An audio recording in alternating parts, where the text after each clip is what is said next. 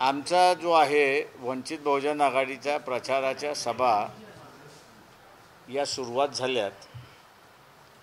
काही ठिकाणी प्रचाराच्या सभा आहेत, काही ठिकाणी मिरवणुका ज्या निघतात आहेत त्याच्यामध्ये सहभागी व्हायचं आहे। उद्या अकोल्यामध्ये मुस्लिम समाजाची मिरवणूक जी निघते त्याला असणारा सहभाग आहे। 2 तारखेला लातूरला सभा आहे, त्याच्याचबरोबर 7 तारखेला साताऱ्याला आहे आणि 11 तारखेला बीडला आहे। 28ला असणारा सटाण्याला सभा आहे। तेव्हा एकंदरीत निवडणुकीचे असणारे वारे आता वाहायला लागलेत आणि त्या दृष्टीने वंचित बहुजन आघाडी प्रचाराच्या सभा आम्ही असणारा आयोजित करतो आहोत। याच लोकसभेच्या निवडणुकीमध्ये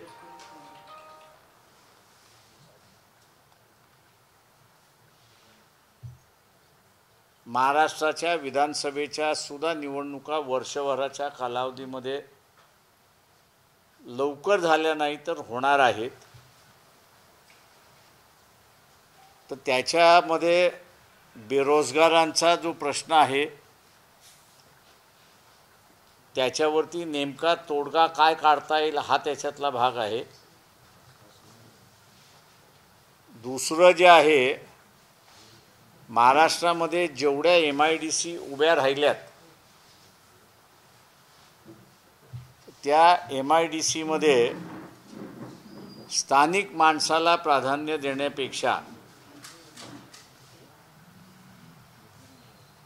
बाहेरचा जो इंडस्ट्रियलिस्ट आला त्यालाच जागा मोठ्या प्रमाणात त्या ठिकाणी देण्यात आलेल्या आहेत। तर ग्रामीण भागापासून ते शहरी भागापर्यंत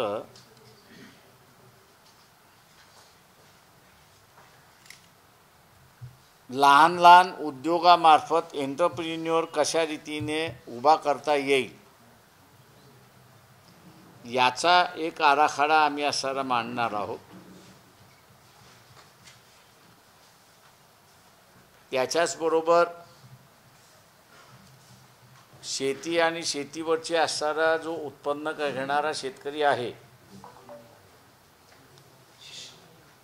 त्याची आपल्याला असणारा मोठ्या प्रमाणात व्यापाऱ्यांकडून पिळवणूक केल्या जाते किंवा पडेल भावामध्ये त्याचा असणारा माल विकत घेतला जातो। शेतकऱ्यांचे अनेक नेते आहेत, मी नाकारत नाही, परंतु मी ह्यांना शेतकऱ्यांच्या नेत्याच्या ऐवजी ते इथल्या भांडवलदारांचे व्यापारी आहेत। म्हणजे प्रक्रिया जी होते शेतीच्या मालावरची जी प्रक्रिया होते त्या प्रक्रियेचे असणारे हे नेते आहेत, हे शेतकऱ्यांचे नेते नाहीत। आणि म्हणून शेतीवरती जे काही उत्पन्न होतं आहे, आपल्याकडे साधं उदाहरण आत्ता असणारं टमाट्याचं उदाहरण आहे। बाजारामध्ये टमाटाला भाव पडला, 1.5 महिन्यानंतर भाव एवढा आकाशाला गेला की विचारायला सोय नाही आणि परदेशातून कुठूनही टमाटा आला नाही, पण तरीही भाव पुन्हा कोसळलेत अशी असणारी परिस्थिती आहे। तर हे इथले राज्यकर्तेच व्यापारी आहेत आणि राज्यकर्तेच व्यापारी झाल्यामुळे शेतकऱ्यांचं प्रचंड मोठ्या प्रमाणात नुकसान होते अशी परिस्थिती आहे। त्याच्यावरचा नेमका तोडगा काय, तो तोडगा या सगळ्या प्रचार सभेमध्ये आम्ही असं त्या ठिकाणी मांडणार आहोत।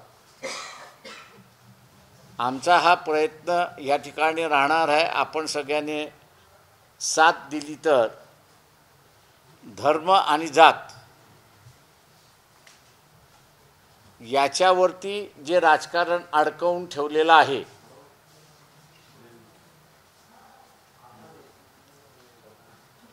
त्या राजकारणातून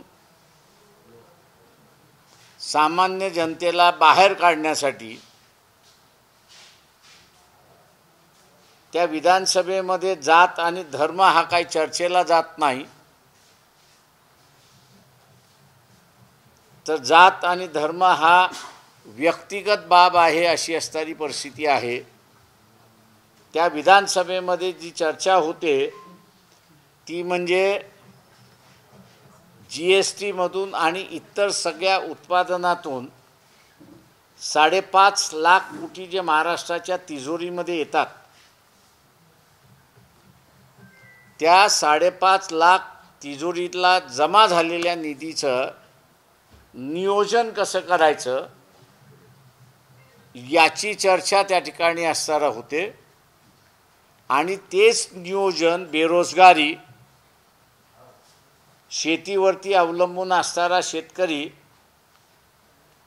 आणि खड्डे रस्त्यात की रस्त्यात खड्डे अशी जी चर्चा आपण ऐकतोय, ते नियोजन जर असणारा व्यवस्थित झालं तर आपल्याला किती फॅक्टऱ्या आल्या याची चर्चा न करता किंवा इथं असणारा राज्याचं उत्पन्न किती झालं ह्याच्यावरती चर्चा न करता बेसिक गोष्टी ज्या आहेत सर्वसामान्य माणसाच्या, स्वच्छ पाणी, राहण्यासाठी घर, त्याला असणारं शिक्षण, हे त्याच्या आवडीचं आणि त्याच्याचबरोबर त्याच्या ऐपतीचं, या ज्या त्याच्या मूलभूत गरजा आहेत, या मूलभूत गरजांवरतीच आम्ही असणारं आणण्याचा आमचा प्रयत्न आहे। मी जसं म्हणालो की आपण असणारं साथ दिली तर आपण धर्म आणि जात, धर्म हा काय माणूस सोडणार नाही, तेव्हा मुसलमानांची भीती बाळगण्याची काही गरज नाही, त्याच्याचबरोबर जात ही माणसाने सोडल्याशिवाय जाणार नाही अशी असणारी परिस्थिती आहे। तेव्हा त्याच्या व्यतिरिक्त असणारं हे जे राजकारण आहे त्या राजकारणाचा भाग मी असणारा अत्यंत महत्त्वाचा मानतोय। किंवा आत्ता आपण बघितलं असेल की देशाच्या पंतप्रधान आणि त्यांचा असणारं परदेशी धोरण हे आता एका वेगळ्या दिशेने चाललंय अशी असणारी परिस्थिती आहे। उंची गाठण्याच्या ऐवजी ते आता टेररिझमच्या भाषेमध्ये चाललंय अशी असणारी परिस्थिती आहे। ती देशाला धोकादायक असं मी त्या ठिकाणी मानतोय। भूमिका केंद्र सरकारने घेण्याच्या ऐवजी कॅनडामध्ये किती विद्यार्थी शिक्षणासाठी गेलेले आहेत त्यांच्या भवितव्याचा विचार करून असणारा आपलं धोरण आखलं पाहिजे। किंवा धोरण आखायचं असेल तर हा जो विद्यार्थी शिकण्यासाठी गेलेला आहे त्याच्या युक्रेनच्या विद्यार्थ्यासारखी हालत होणार नाही या दृष्टीने असणारं त्या ठिकाणी पाहिलं पाहिजे।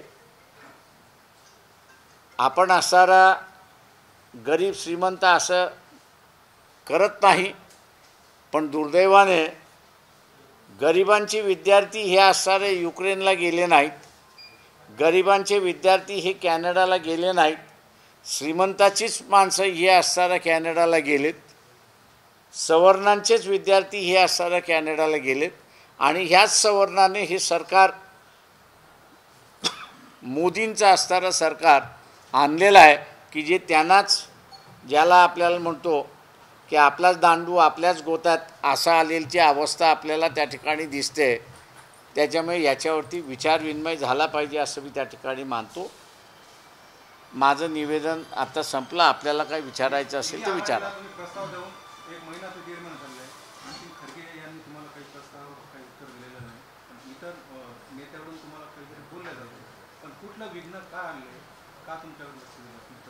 हे तुम्ही खरगेला विचारा, मला मी थोडी खरगे आहे। मी तेच विचारलं, खरगेंना विचारा, मला थोडी विचारताय। मला काय माहिती, ते तुम्ही खरगेला विचारा ना। कोणी? आम्हाला काय विचारण्याची गरज आहे? आम्हाला नाही विचारण्याची गरज आहे. त्यांना घ्यायचं, त्यांना जुळवायचं असेल तर त्यांनी जुळलं पाहिजे, नसेल जुळवायचं असेल तर नाही जुळणार. जबरदस्तीने कोणाशी लग्न होत नाही ना. रिस्पॉन्स दिला नाही हे खरं आहे. जबरदस्तीने लग्न केलं तर टिकतं का? ते ॲसिडवरती जातं. मग कोणाचं? आमचा आउटपुट ते त्या दिवशी उद्धव ठाकरेंनी सांगितलं ना की आमचा युती आहे म्हणून. आता त्यांचं असणारं जे आहे ते चाललेलं आहे तिथे. हो, आमचा असणारं आता तिथे तर गही धरूनच आमचा चाललेला आहे. ते आम्ही पूर्ण महाराष्ट्रावर फोकस करणार आहोत. आम्ही थोडी आम्ही फक्त आमची पक्षाची भूमिका मांडतोय. आम्ही थोडी म्हणतो की या उमेदवाराला मतदान द्या.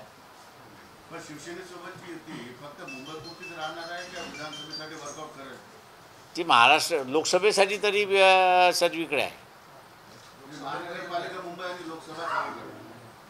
एक एक पायरी जाणार आहोत आम्ही. एकदम खायला आम्हाला आचीर्ण होईल ते जरा.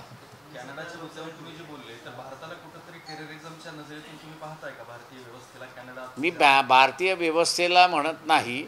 इथल्या पंतप्रधानांनी जे काही केलं आहे ते परदेशी देश जे आहेत ते टेररिस्टच्या नजरेतून आता बघायला लागलेत अशी परिस्थिती आहे. का त्यांनी एक्यूजच केलेलं आहे की शासनानेच मारलेला आहे. आता मोदी काहीच बोलत नाही आहे. मोनी बाबा आपला काहीच बोलत नाही. त्याच्यामुळे असं बाहेरचं जे सांगतंय त्याच्यावर त्यालाच विश्वास ठेवावा लागतोय. मोनी बाबाने बोलावं ना. पण भारतात सुद्धा देशातल्या सगळ्या एजन्सीची बैठक झाली. त्याच्यामध्ये रॉ असेल, IB असेल, या सगळ्यांची बैठक झाली. जे काय घडलं ते त्याला देशाच्या दृष्टिकोनातून तुम्ही कसं बघता? कारण अशा कारवाया काय फक्त भारत करत प्रत्येक देश दुसऱ्या देशामध्ये जाऊन करतो. प्रश्न असं आहे त्याच्यामध्ये करतात की न करतात याची मला माहीत नाही आहे. पण मी एवढं असं म्हणेन की दोन प्रिन्सिपल्स आहेत त्याच्यामध्ये. एक तर तुम्हाला इंग्रजीमध्ये ते सांगतो विल टू डू इट आणि नीड टू डू इट. म्हणजे तुम्हाला ते करण्याचं विल पाहिजे आणि तेवढी असणारी गरज पाहिजे. या दोन गोष्टी आहेत. माझं म्हणणं असं आहे की ह्या दोन्ही गोष्टी फुलफिल करतात का? आणि त्या करत असतील तर मोदींनी भारतीय नागरिकांना ॲड्रेस करावं की या कारणामुळे आम्हाला करणं भाग झालं की आम्ही असं केलंच नाही हे पंतप्रधानांनी सांगावं ना. पण पाकिस्तानमध्ये खलिस्तान मुवमेंटचे आता नेटवर्क वाढत आहे. तिथले पाकिस्तानी सरकार सुद्धा त्याला मदत करते. माझं म्हणणं असं आहे की 56 इंचाची छाती 24 इंचाची झालेली आहे. आज पाकिस्तान असणारं ॲक्सेस ऑफ इव्हल असं जर असेल तर घुसा ना आतमध्ये. आज त्याची लढण्याची ताकद नाही आहे. तुम्ही का आज मोदीने भूमिका घेतली की आम्ही फायरिंग करणार नाही, आम्ही त्याच्यावरती अटॅक करणार नाही, आम्ही धडकाळ करणार नाही. 56 इंचाची छाती 24 इंचाची झालेली आहे. आज इंदिरा गांधी असती तर तिने जसा बांगलादेश वेगळा केला तसं तिने पाकिस्तानचे 4 तुकडे करून मोकळी झाली असती. त्यांनी मोदीने असताना इंदिरा गांधीचे गट्स दाखवावेत ना. आज कंगाल देश तुमच्यावरती गोळ्या चालवतोय आणि तुम्ही काहीच करू शकत नाही. तुमचे सोल्जर्स मरतात आहेत, कर्नल मरतोय आणि एवढ्या डोळ्याने बघायचं. म्हणून म्हणतोय 56 इंचाची छाती ही 24 इंचाची झाली आहे. इलेक्शनपर्यंत ती 20 इंचाचीच होऊन जाईल अशी परिस्थिती आहे. मी अगोदरही म्हणालो की दिवाळीनंतर इथे असणारा कत्तल की रात होईल अशी असणारी परिस्थिती आहे. पूर्णपणे आरागत माजलेली असेल. या देशामध्ये इलेक्शनच्या अगोदर जी परिस्थिती झाली नाही ती परिस्थिती इथं होण्याची शक्यता आहे. मणिपूर तर आहेच आपल्यासमोर दिसतंय. गोधरा हे मणिपूरमध्ये आपल्याला होताना दिसलं. आता असणारा पूर्ण देश गोधरा आणि मणिपूर होण्याच्या मार्गावरती आहे. मी इथल्या भारतीयांना फक्त आव्हान करणार आहे की जी काही इनपुट्स आमच्याकडे होते त्यावेळेस आम्ही असणारा 5 महत्त्वाची हिंदू मंदिरं जी आहेत ती मिलिटरीच्या ताब्यामध्ये द्यावी. काही जणांनी कारवाई करण्याचा आता असणारा थांबवलेला आहे. तशाच रीतीने इथल्या असणाऱ्या भारतीयांना माझा आग्रह राहणार आहे की कितीही पेटवण्याचा प्रयत्न केला, कितीही स्फोटक परिस्थिती निर्माण करण्याचा प्रयत्न झाला, मतदान होईपर्यंत सगळ्यांनी शांतता राखा असं आव्हान मी या ठिकाणी करतो आहे.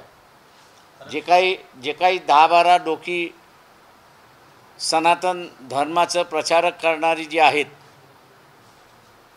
त्यांच्या प्रचाराला अजिबात बळी पडू नका असं आवाहन मी भारतीयांना करतो आहे. आरक्षणावरून पण काही परिस्थिती चिंताजनक बनू शकते का महाराष्ट्रात? धनगर आरक्षणाला बसलेत, गरीब मराठा सुद्धा आरक्षणाला बसलेला आहे. ओबीसी यांची आत्तापासूनच भूमिका आहे की आमच्यामध्ये इतर कोणीच नको अशी असणारी परिस्थिती आहे.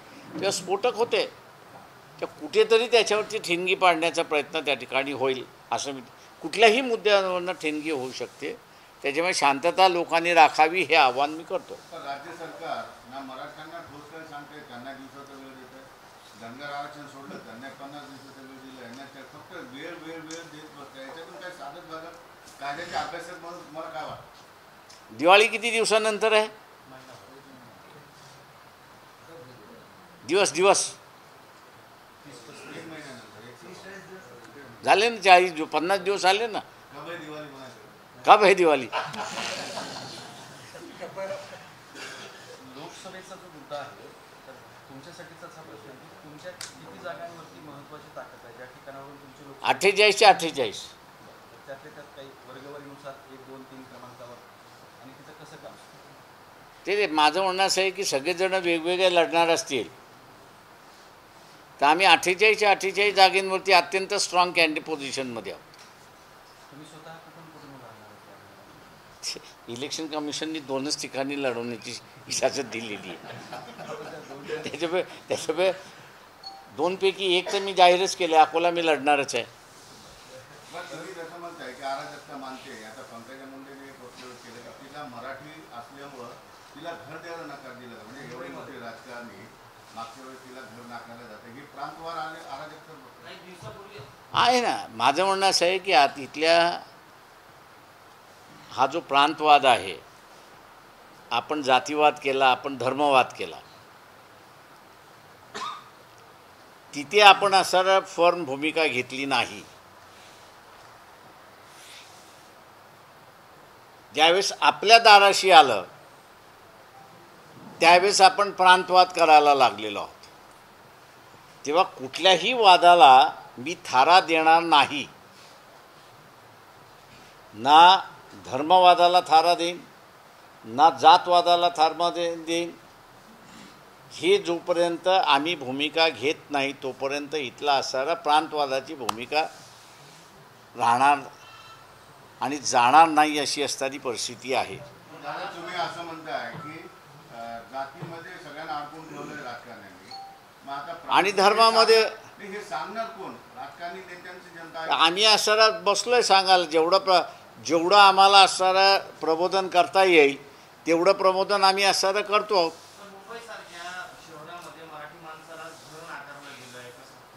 हे असणारा तुम्ही जेवढे मुख्यमंत्री झाले ना त्यांना असणारा विचारा. झालेले एकच सगळेच मुख्यमंत्री महाराष्ट्राच्या भूमीमधले आहेत, मराठी बोलणारे आहेत. ते असणारं सर्व त्या ठिकाणी असणारं बरेचसे सरंजामशाही मराठ्यांमधले होते.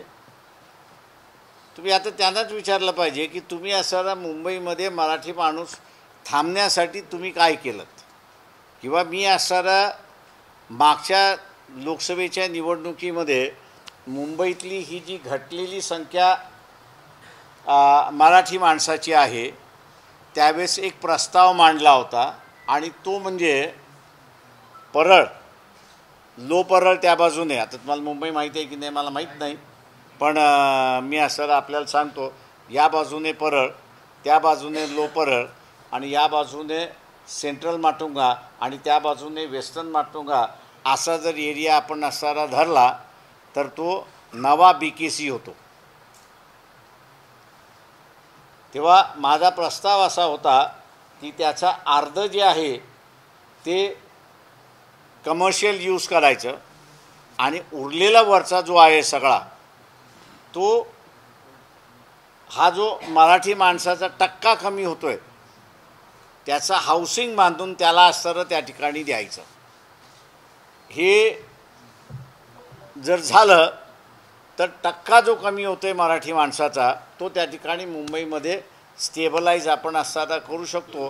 कारण का त्या सगळ्या भागामध्ये माझ्या अंदाजानं मला असं दिसतंय की लाखाभराच्या वरती कुटुंब आपण त्या ठिकाणी बसू शकतो अशी परिस्थिती आहे. आता हे जसं आहे तसं मराठी माणसाने ठरवलं पाहिजे की त्यांनी वंचितच्या पाठीमागं उभं राहायचं की न राहायचं, की त्यांनी आपलं जात आणि धर्म ह्याला प्राधान्य द्यायचं. तो जात आणि धर्माला प्राधान्य द्यायला लागला की प्रादेशिकवाले त्याला हाकलायला लागतील. म्हणजे माझा पॉलिटिकल सिक्सर नाही आहे, मी आपली परिस्थिती आहे ती बयान केली. एक आरक्षणाच्या बाबतीतला दुसरा मुद्दा असा आहे, SC ST आणि OBCना जे आरक्षण आहे तर त्या आरक्षणामधल्या ज्या लोकांनी पहिल्या टप्प्यात आरक्षण घेऊन पुढे आले, मुख्य प्रवाहात आले, आता पुन्हा टप्प्यामध्ये तेच लोक त्यांची मुलं नव्याने आरक्षण घेतात आणि गावाकडचा जो त्या कॅटेगरीतला वंचित समूह आहे तो तसाच पाठीमागे राहतो, त्याला पुन्हा नव्याने आरक्षणाचा लाभ घेता येत नाही. त्यामुळे या कॅटेगरी वाईज आरक्षणाचा काही पुनर्विचार झाला पाहिजे. अजून तसा चर्चेला काही मुद्दा आलेला नाही. आता तुम्हाला कोणी ही चर्चेचा मुद्दा देत चर्चेचा मुद्दा झाला तर त्याच्यावरती चर्चा होऊ शकते, नाही असं नाही. 50% कॅपचा जो विषय आहे तुम्हाला हे सगळं आता आंदोलन तुम्ही जसं म्हणताय की दिवाळीच्या नंतर हे आक्रमक सगळं होईल, मग त्याच्यावर काय तोडगा आहे का? सरकार खरंच 50%च्या आत यांना OBC असेल किंवा वेगवेगळ्या कॅटेगरीमध्ये बसून आरक्षण देऊ शकते का? हा फक्त राजकीय जुमला आहे. म्हणजे तुमच्याकडून अपेक्षित उत्तर ते माझं असं एवढं म्हणताय की मी आता उदाहरण म्हणून देतो की रयतेतल्या मराठ्याचं एक लग्न ठरवायला मी स्वतःहून गेलो होतो. मुलगा मुलीमध्ये काही अडचण नव्हतं, आईबापामध्ये काहीच अडचण नव्हती. त्या मुलीचे आईबाप मला बाजूला घेऊन म्हटले, प्रकाशराव ह्याला चपरासी तरी लावणार का तुम्ही?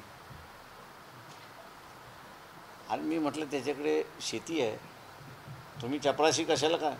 नाही नाही नाही, शेतीमधनं उत्पन्न निघत नाही, चपरासी म्हटलं तर महिन्याच्या महिन्याला पगार येतो, कुटुंब तरी चालेल. ही जी मानसिकता आलेली आहे ही मानसिकता तुम्हाला ॲड्रेस करता आली पाहिजे. आणि ती मानसिकता ॲड्रेस करायची असेल तर जी शाश्वत व्यवस्था आहे ती शाश्वत व्यवस्था पुन्हा तुम्हाला असताना आणावी लागेल. आणि त्या शाश्वत व्यवस्थेचा प्लॅन आम्ही असताना मांडतो आहे आता. म्हणून जात आणि धर्म जर लोक पाळायला लागले तर त्यांची शाश्वतता संपते आणि मग लुटारूंचं राज्य येतं हे आपण असताना त्या ठिकाणी बघतोय. तेव्हा काँग्रेसवाल्यांनीच लुटलं, अमुक यांनीच लुटलं असं जे BJPवाले म्हणतात आहेत हे अजिबात चुकीचं आहे. आत्ता BJPवाल्यांनी सुद्धा लुटायला सुरुवात केलेलं आहे. त्याच्यामुळे ही लुटारूची गँग अशी नाही, ही लुटारूची सुद्धा गँग आहे. कॅग आता सगळं त्या ठिकाणी बाहेर काढतोय. त्याच्यामुळे जात आणि धर्म याचं राजकारण केलं तर मग इथला असणारा सर्व अनिश्चिततेचा काळ हा सुरुवात होतो हे आपण लक्षात घेतलं पाहिजे. आरक्षण देता येईल का? तुम्हाला काय वाटतं की हे फक्त ताणत नेणार आणि शेवटी म्हणणार सुप्रीम कोर्ट बसलेलं आहे, देणार नाही.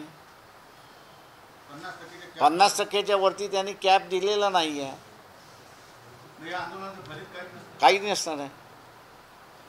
तुम्हाला जायचं असेल तर त्याचं व्यवस्थित मार्ग काढून गेला पाहिजे. म्हणजे मार्ग नाही असं नाही, मार्ग व्यवस्थित काढून तुम्ही गेलात तर तुम्हाला असणारं सुप्रीम कोर्ट तिथे उभं करेल दारात.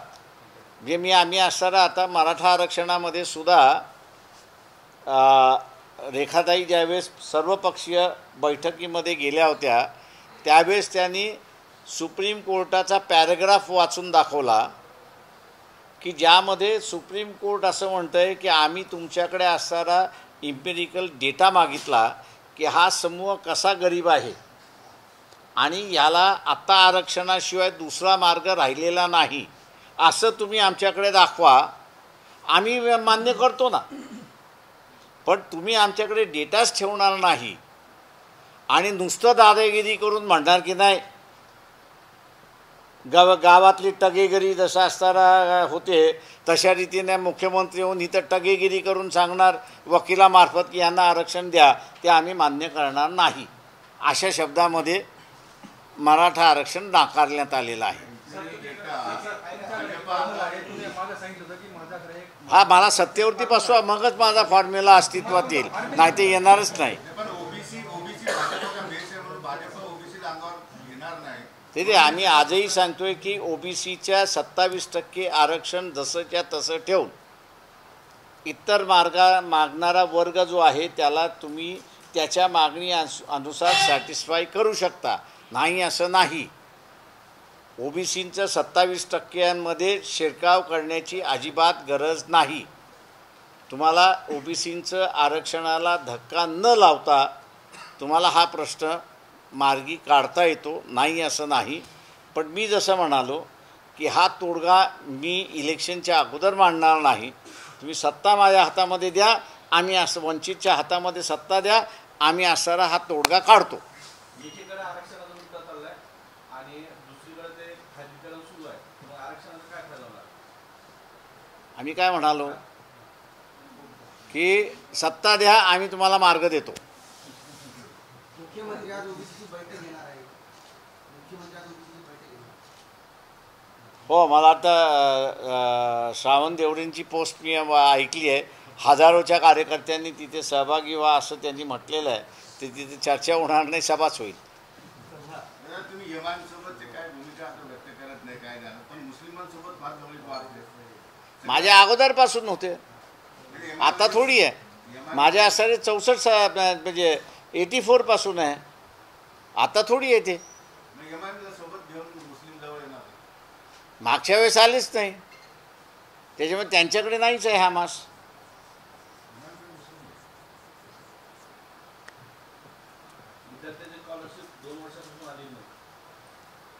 ते म्हणूनच म्हटलं ना की ते असणारं 5.5 लाख कोटीचं नियोजन जे झालं पाहिजे ते 5.5 लाख कोटीचं नियोजनच होत नाही आहे.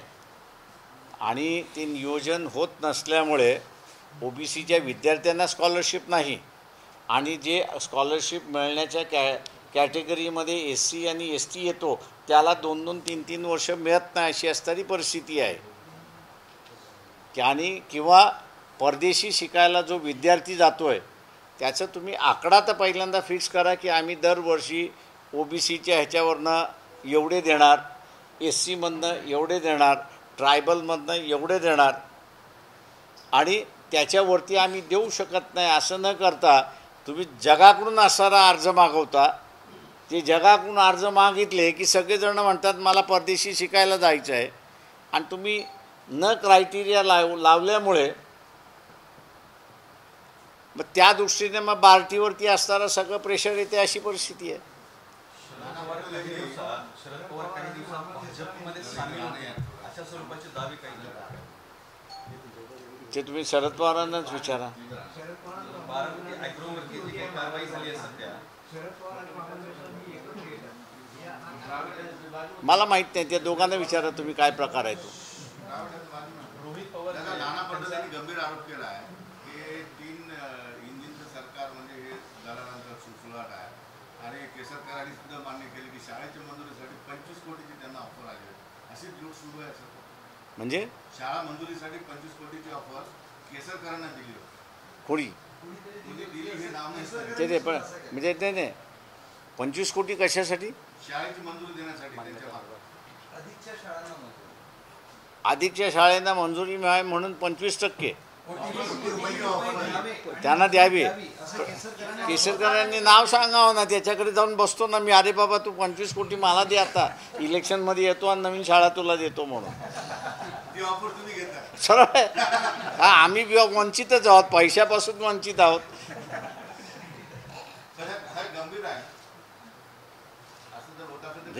म्हणून म्हटलं की हे सरकार जे आहे की एका बाजूला जिल्हा परिषदेच्या शाळा बंद करायला निघालेली आहे आणि दुसऱ्या बाजूला खाजगी ह्याच्यामध्ये शाळा मागणी सुरुवात झाली आहे. याचा अर्थ कुठेतरी शिक्षणाच्या धोरणामध्ये मिसमॅच आहे अशी परिस्थिती आहे. ते झालंच आहे, ते ऑलरेडी झालेलं आहे आणि त्याला करणारं सुप्रीम कोर्टसुद्धा जबाबदार आहे असं मी त्या ठिकाणी मानतो आहे. म्हणजे जे काही कर्नाटक महाराष्ट्राने वाढत्या शिक्षणाचा खर्च आपल्याला ज्याला म्हणता येईल की सहन करता यावा म्हणून त्यांनी 10% मॅनेजमेंट कोटा काढला आणि मॅनेजमेंट कोटा काढून 90% विद्यार्थ्यांना जे शासन फी लावते तेच त्या ठिकाणी लावली पाहिजे आणि उरलेल्या ह्या 10%मधनं तुम्ही तुमचं मॅनेज करा असं धोरण आखलं होतं. आणि त्यातून इंजिनिअरिंग आणि मेडिकल कॉलेजेस आल्या. त्या पहिल्या कॉलेजेस व्यवस्थित चालले. ते व्यवस्थित चालल्यानंतर त्याच्यामध्ये 2 गोष्टींचा हस्तक्षेप झाला. AP इनामदार आणि कर्नाटकमधली असणारी एक मॅटर होती. त्या 2 मॅटरमध्ये सुप्रीम कोर्टाने जे हस्तक्षेप केलं आणि त्या हस्तक्षेपामध्ये करत असताना त्यांनी जे असं म्हटलं की why some student should pay other candidate fees. म्हणजे काही विद्यार्थ्यांनी उरलेल्या विद्यार्थ्यांची फी का द्यावी म्हणून 10% कोटा त्यांनी असणारा संपवला आणि त्यातून मग असणारा शासनाचा कंट्रोल गेला आणि त्यांनी सांगितलं की संस्थेनं जे करायचं आहे त्यांनी करा आणि संस्थेने मग असणारा पूर्णपणे बाजारीकरण केलं अशी असणारी परिस्थिती आहे. म्हणजे पार्शल धोरणातून 10% विद्यार्थ्यांना शिक्षणाची पूर्ण त्यांनी फी दिली पाहिजे असं जे असणारं धोरण शासनाने ऐकलं होतं आणि त्यामुळे 90% विद्यार्थ्यांना आम्ही जे फिया फिक्स केलेल्या आहेत म्हणजे शिक्षण खात्याने फिक्स केलेल्या फिया ह्या द्याव्या म्हणून असणारं जे होतं त्याचं वाटोळं कोणी लावलं असेल तर सुप्रीम कोर्टाच्या 2 जजमेंटने लागला असं मी त्या ठिकाणी मानतो. आणि त्याचा फायदा मग इथले राजकीय आम्ही बसलोच होतो. नवीन काहीच नाही. तेव्हा आम्ही असणारं पूर्ण बाजारीकरण करून टाकलं. दुसरं एक सगळ्यात महत्त्वाचं की इथे असणारं अनुसूचित जाती जमाती आणि आर्थिक सामाजिक न्याय भ्रम आणि वास्तव्य जे बजेट महाराष्ट्राचं एवढी वर्ष झालेलं आहे त्याचं विश्लेषण करणारं प्राध्यापक इंद्रजित आलटे यांनी असणारं अनेक वेळा ते लिहितात पण त्याचं सायंटिफिकरित्याने त्यांनी असणारं मांडणी त्याच्यामध्ये केलेली आहे. प्रत्येक बजेट त्यांनी असणारं ॲनालिसिस केलेलं आहे आणि हे बजेट ॲनालिसिस करताना राज्याचा निधी प्रोडक्टिव्हली जाण्यापेक्षा तो अनप्रोडक्टिव्हली कशा रीतीने गेलेला आहे याची त्यांनी असणारं मांडणी केलेली आहे. त्याचं आज उद्घाटन झालं असं मी जाहीर करतो. तुम्हाला हिंदीमध्ये पाहिजे?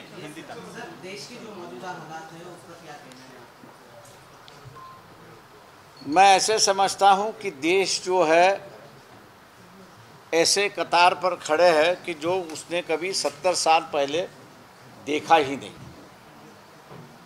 इलेक्शन जैसे जैसे नज़दीक आएंगे और दीपावली ख़त्म होते जाएगी वैसे वैसे ईडी है, इनकम टैक्स है, CBI है, IP है, रॉ है, इनका पूरी तरह से इस्तेमाल किया जाएगा. लोगों पर जो है वो रेट डाली जाएगी और काफ़ी बड़ी पैमाने पर यहाँ जो है क्रिश्चियन,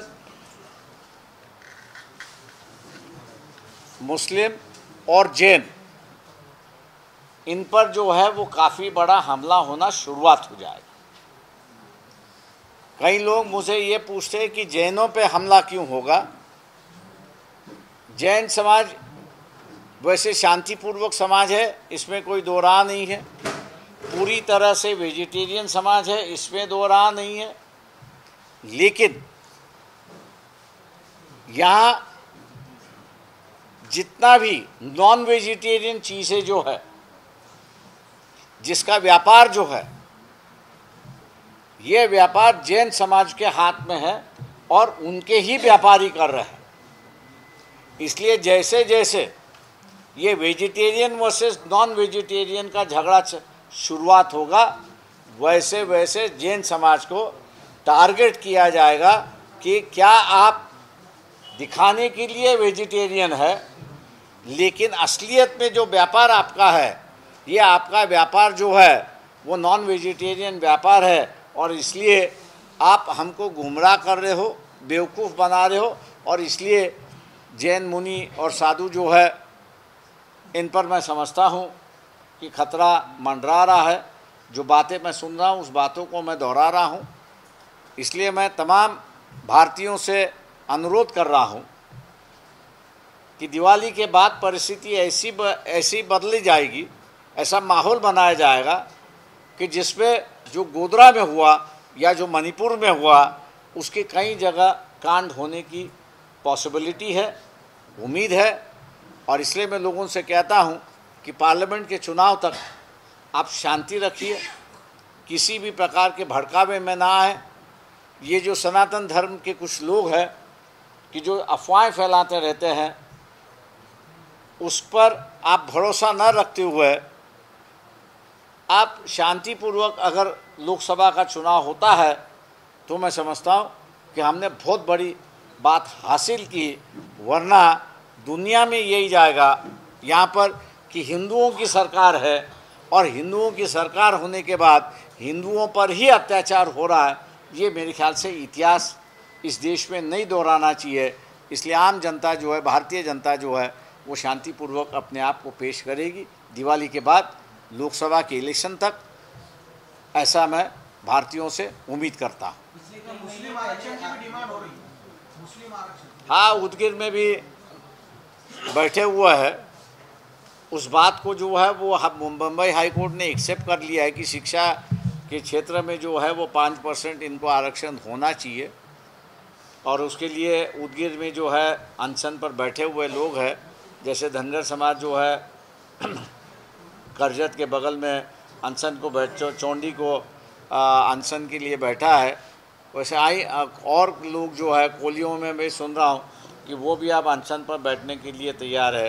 तो आरक्षण के मुद्दे को लेते हुए मैं समझता हूँ कि काफ़ी बड़ी घनसुमा होगी, ऐसा मैं मानता हूँ। सर, पिछले कुछ महीने पहले आरएसएस प्रमुख मोहन भागवत मस्जिदों में जाते हैं, मदरसों में जाते हैं और कई दूसरे समाज के लोगों के गाँव में जाते हैं। तो क्या आपको लगता है कि आरएसएस पूरे देश के लोगों को एक साथ लेकर साथ चलने वाली? देखिए, आरएसएस कभी भी, जब तक वो गोलवलकर की किताब वी एंड हिज ब्रदरहुड इसकी निंदा नहीं करती, और जिस तरह से डॉक्टर बाबा साहब अम्बेडकर ने हिंदू धर्म के मनुस्मृति से कहा कि मैं इससे सहमत नहीं हूँ, ये व्यवस्था मैं मान्य नहीं करता हूँ, इस व्यवस्था को मैं बदलूँगा। और इसलिए उनके जो साथी थे, उन साथियों के साथ उन्होंने उसका दहन किया और कहा कि नई व्यवस्था हम लोग इस देश में ले आएंगे। उसी तरह मोहन भागवत जब तक ये जो गोलवलकर की किताब है वी एंड द ब्रदरहुड, इसको जब तक नकारते नहीं, जलाते नहीं, अपने आप को बगल रखते नहीं, और संविधान की सामाजिक व्यवस्था ये हमारी व्यवस्था है, हम इसको स्वीकार करते हैं, इन बातों को जब तक दोहराते नहीं, तब तक इनका मस्जिदों में जाना, गुरुद्वारे में जाना, मैं समझता या बुद्ध विहार में जाना, इसका कोई मतलब नहीं है। ये सिर्फ दिखावा है। अब उनके पाँव के नीचे की मट्टी जो है वो फिसल चुकी है। और इसी साल आपने देखा होगा कि 2021 और 2022 इस साल में करीब 1,10,000 हिंदू फैमिलीज जो है, परिवार जो है, अपने आप को खतरा महसूस कर रहे थे, देश छोड़ के चले गए, नागरिकता भी छोड़ के चले गए। तो ये जो आने वाली परिस्थिति है, इस आने वाली परिस्थिति को मैं समझता हूँ कि जो हिंदू वोटर है उसने इस बात को गौर करना चाहिए कि बाबा साहब अम्बेडकर ने थॉट्स ऑन पाकिस्तान की जो किताब लिखी, उसका एक मकसद ये भी था कि हिंदुओं को अपना एक राज होना चाहिए, और नक्शे के साथ में उन्होंने बताया कि हिंदुओं का राज कैसे होगा। मैं ये मान के चलता हूँ कि ये एक ही नेता ऐसे थे उस वक्त के कि जिनके पास हिंदुओं का राज किन राज्यों में होगा और कहाँ उनकी सीमा कहाँ पर होगी उसका उन्होंने लिख के दिया, और यही कहा कि मुसलमानों को मुसलमानों का राज दे दो। जो वेस्ट पाकिस्तान के जो मुसलमान हैं, जो एक अलग कौम है वहाँ पर, उनको एक अलग से उनका राज्य दे दो तो, और हिंदुओं का अपना एक अलग से राज बनना चाहिए। तो मैं समझता हूँ कि हिंदुओं का एक अलग से राज भारत बन चुका है, लेकिन इस हिंदू समाज के अंदर कई देवता है, कई देवियां हैं, कई विचारधारा है कि जिसको आप स्वीकार नहीं सकते। आपको सभी को स्वीकार के सभी को साथ में ले जाके चलने के लिए आपको एक भूमिका बनानी थी, और इसलिए उस वक्त जो है वो बाबा साहब अम्बेडकर ने प्रियम्बल में सेकुलर ये लफ्ज़ इस्तेमाल नहीं किया, लेकिन संविधान के चारों कोने पर सेकुलरिज्म का ठप्पा जो है वो लगा दिया था। उसकी वजह यही थी कि हम लोग सभी विचारधारा और सभी भगवान और देवता जो है उनको मानने की मानसिकता हमारी बनाए, और वही मानसिकता मेरे ख्याल से बन चुकी है। इसलिए ये देश जो है इस पर रबर स्टैम्प हम लगाने जाएंगे, हिंदुओं का रबर स्टैम्प लगाने जाएंगे तो दोबारा इस मिट्टी में दफनाया हुआ एक हिस्सा जो है कि हम कौन से भगवान को मानेंगे, कौन सी देवी को मानेंगे, किसके विचारधारा को मानेंगे, ये दोबारा उफलने की और दोबारा बाहर निकलने की बात होगी। मेरे ख्याल से इस पर भी गौर होना चाहिए, और इसलिए आरएसएस के बहकावे में ना आते हुए, सनातन धर्म के प्रचारों के बहकावे में ना आते हुए हम लोग शांतिपूर्वक अपनी ज़िंदगी गुजारे, यही कोशिश में कर रहा हूँ। आपने कहा कि कई सारे लोग देश छोड़कर जा रहे हैं, लेकिन अगर दूसरी तरफ देखा जाए तो जो कनाडा में लोग हैं, इंडियन लोग, वो परेशान कर रहे हैं, उसे किस तरह देखते हैं आप? देखिए, मैंने कहा ना कि सरकार को जो है आपको जो है जो आपकी फॉरेन पॉलिसी किस ढंग से हो, इसका मेरे ख्याल से तय करना ज़रूरी है, ऐसा मैं मान के चलता हूँ। सिखों के साथ में लेते हुए, चाहे कनाडा हो, ज़ूरिच हो, लंदन हो, यूएस हो, कैलिफोर्निया हो या चिकागो हो, इन देशों में हमेशा कुछ ना कुछ सिखों का ये रहता है, खालिस्तान की उनकी मांग रहती है। लेकिन सवाल ये है कि उनके खालिस्तान की मांग को लेते हुए यहाँ का जो सिखिज़्म को मानते हैं उनकी राय क्या है। जहाँ तक मैं समझता हूँ कि इतना बड़ा कांड 84 से लेके 90 तक हुआ, वहाँ के सिखों ने भारत सरकार को कभी छोड़ा नहीं, कभी सवाल नहीं किया। गोल्डन टेम्पल पर हमला होने के बाद भी उन्होंने ये कहा कि कुछ लोगों को बाहर निकालना था, इसलिए कार्रवाई की ज़रूरत थी, लेकिन उन्होंने कभी ये नहीं कहा कि ये सिख धर्म पर हमला है। तो ये मैं समझता हूँ कि सबसे बड़ी बात है कि सिखों ने अपने आप को देश प्रेमी बता दिया है। इसलिए इनकी जो कार्रवाई चल रही है सरकार की, मैं मान के चलता हूँ कि सही नहीं है। उस पर उन्होंने सोचना चाहिए कि वहाँ के प्रचार का यहाँ के सिखों पर क्या परिणाम हो रहा है। तो कोई परिणाम नहीं है, कोई दिखावा भी नहीं देता है, और इसलिए मैं मानता हूँ कि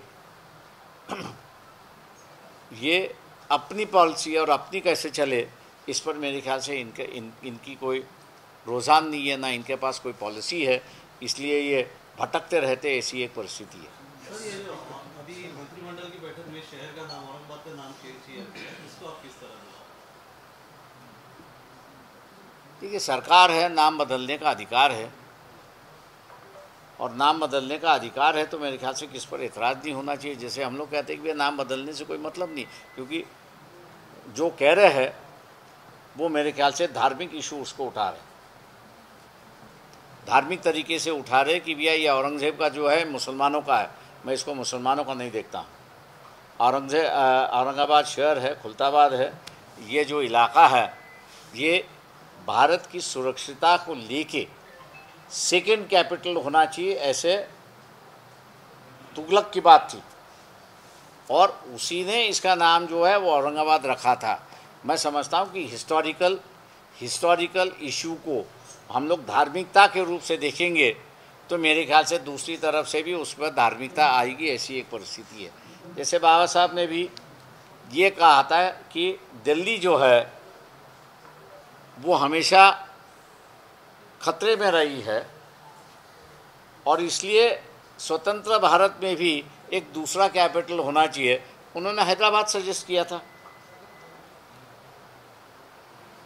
तो हम लोग अपना नज़रिया जो है वो धार्मिक और जातीयता मैंने जो कहा है उससे बाहर निकलना चाहिए और हमने जो है देश की सुरक्षा के लिए ये शहर कैसा होना चाहिए इसकी एक बात है।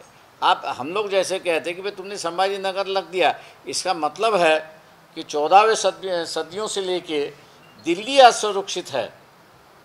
इस मामले को जो उठाया गया और जो इतिहास हम लोग देते हैं कि दिल्ली हमेशा 600 साल में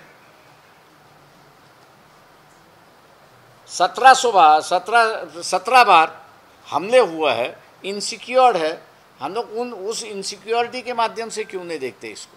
हम लोग हर बात जो है धार्मिक आईने से ही क्यों देखना चाहते हैं? इसलिए मैं ये समझता हूँ कि जो इतिहास है उस इतिहास को हम लोग रखेंगे तो शायद मेरे ख्याल से आम जनता अपने पास आएगी। धार्मिकता से देखेंगे तो धार्मिकता वो विभाजन हो जाएगा और जिनको जो अपनी रोटी सेकनी है इस विभाजन पर वो अपनी रोटी सेकते रहेंगे। सर, पार्लियामेंट में जो वाकया हुआ था दानिश कुमार का, उसको किस तरह देखते हैं? देखिए, दानिश का जो है वो सभी ने दानिश के साथ दानिश के लिए जो लफ्ज़ इस्तेमाल किया वो मैं समझता हूँ कि सभी ने निंदा करना चाहिए। लेकिन उसके साथ साथ मुसलमानों से भी मैं कहना चाहता हूँ कि आपका ये जो रवैया है कि जीतने वाले के साथ जाना और कांग्रेस वालों के साथ में जाना, ये दो बातें जो है ये मुसलमानों के खिलाफ बड़ी बात होती है। क्योंकि आज उनका समर्थन करने के लिए ना कांग्रेस आया ना और कोई आया, सिर्फ चाय पीने के लिए राहुल गांधी गए उसके घर में, उसके अलावा कोई दिखाई नहीं देता है।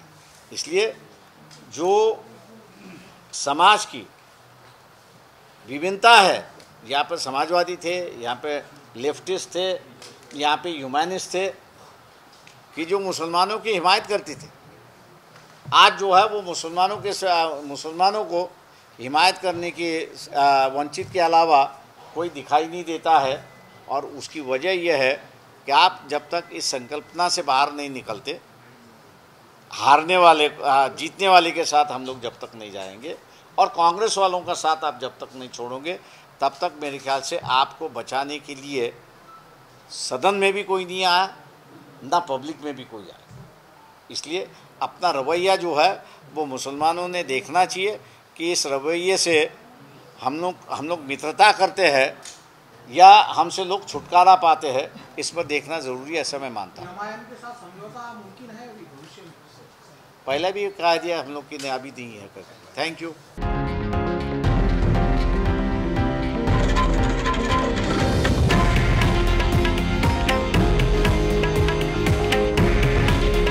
हे आहे देशातील नंबर 1 न्यूज नेटवर्क आणि आपण पाहत आहात TV9 मराठी। काळजी तुमची, हित महाराष्ट्राचं।